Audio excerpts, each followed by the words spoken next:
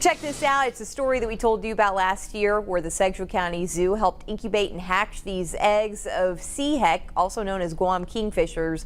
The birds are originally from Guam but were then wiped out when brown tree snakes were introduced on the island. 9 kingfishers were then sent to the island of Palmyra last year, becoming the first to go into the wild in 4 decades. Experts are now reporting that the birds are nesting and successfully hunting on the island and now are laying their own eggs. The first eggs laid in the wild in almost 40 years. Where we're actually returning a species to the wild, we're actually having the opportunity to change their, the status of these birds in the wild. So it's been very rewarding.